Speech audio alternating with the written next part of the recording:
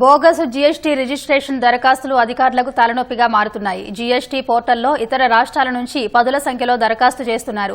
ఉత్తరప్రదేశ్ చిరునామా నుంచి విజయశంకర్ ప్రసాద్ పేరుతో ఒకే పాన్ నంబర్తో 4 రాష్ట్రాల్లో 97 రిజిస్ట్రేషన్లకు దరఖాస్తులు వచ్చాయి.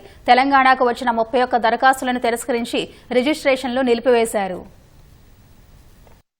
ఒకే దేశం ఒకే పన్ను నినాదంతో 2017 జూలై నుంచి దేశవ్యాప్తంగా జీఎస్టీ అమలులోకి వచ్చింది.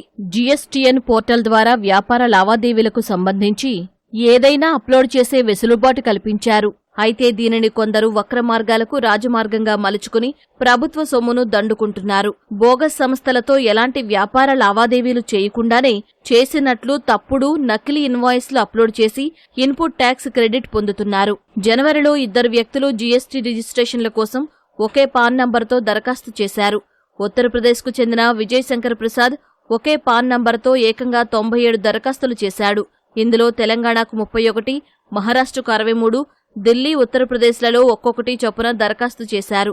తెలంగాణకు వచ్చిన 31 దరఖాస్తుల్లో 14 రాష్ట్ర జీఎస్టీ పరిధిలోకి, 17 కేంద్ర జీఎస్టీ పరిధిలోకి వచ్చాయి. ఒకే పాన్ నంబర్ ఉండడంతో అనుమానించిన కేంద్ర రాష్ట్ర జీఎస్టీ అధికారులు వాటిని ప్రాసెస్ చేయకుండా నిలుపుదల చేశారు. ఢిల్లీ, ఉత్తరప్రదేశ్ రాష్ట్రాల్లో ఒక్కో దరఖాస్తుతో ఆ 2 చోట్ల విజయశంకర్ ప్రసాద్ జీఎస్టీ రిజిస్ట్రేషన్లకు ఓకే చేశారు. తెలంగాణతో పాటు మహారాష్ట్ర అధికారులు సైతం ఒకే పాన్ నంబర్ ఉండడంతో రిజిస్ట్రేషన్లు నిలిపివేశారు. మరొకరు శివం నారాయణ్ సింగ్ కూడా ఒకే పాన్ నంబర్తో తెలంగాణలో 11, ఉత్తరప్రదేశ్లో 2, ఢిల్లీలో 1 చొప్పున మొత్తం 14 దరఖాస్తులు చేశారు.